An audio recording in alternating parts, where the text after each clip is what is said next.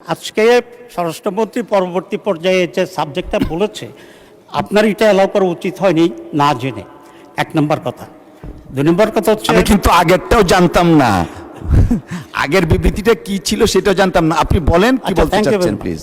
কিন্তু very unfortunate thing হচ্ছে এই যে আমার জানা নাই স্বরাষ্ট্রমন্ত্রী পরবর্তী পর্যায়ে একটি আনডিসাইডেড ম্যাটারকে, বিতর্কিত বিষয়কে এখানে পার্লামেন্টে এরকম বক্তব্য রাখা কোনো একটি দলকে করে, এটাই বোধহয় বাংলাদেশের পার্লামেন্টের ইতিহাসে এই প্রথম বলেই আমি মনে করি।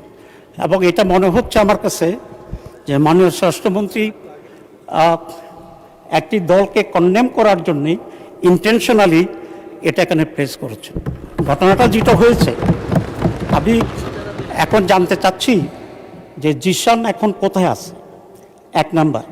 দুই নম্বর কথা হচ্ছে এখানে কুমিল্লার পুলিশ জিশানের সাথে কারো কথা বলতে, সাংবাদিকদেরকে দেখা করতে দিচ্ছে না, এবং যে মেয়েটার কথা বলা হয়েছে ওই মেয়েটার সাথেও কাউকে কথা বলতে দেওয়া হচ্ছে না।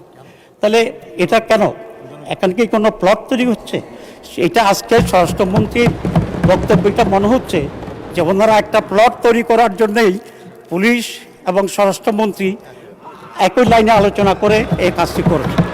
দুই নম্বর কথা হচ্ছে এই ধরনের এই ঘটনাটি যে ন্যাচারাল হয়েছে, এই ধরনের কোনটা সঠিক এখন এটা ডিসাইডেড হয়নি, এটার কোনো স্টেটমেন্ট আসেনি। দুই নম্বর কথা হচ্ছে এই ধরনের ঘটনা যেগুলো সত্য, প্রতিদিনই নানা ঘটনা ঘটছে, কিন্তু পার্লামেন্টের মধ্যে এটাই আসছে। মাননীয় উপনেতা, আপনাকে অসংখ্য ধন্যবাদ। যদিও 300 বিধির উপরে কিছু বলার থাকে না, তারপরে আপনি বলেছেন, অসংখ্য ধন্যবাদ। কন্ডেম করি এবং এই ধরনের ঘটনা আসতে হবে। Thank you. এবং এটা কোনো প্রমাণিত হয়নি, তার ছবি আমাদের কাছে আছে। ইসলামী ছাত্র শিবির মাননীয় সদস্য আর বোধহয় দলকে এইভাবে পার্লামেন্টে দায়ী করবে, বানোয়াট কথা বলবে এবং ষড়যন্ত্র করবে, এটা তো এখানে পার্লামেন্টে মেনে নেওয়া যায় না।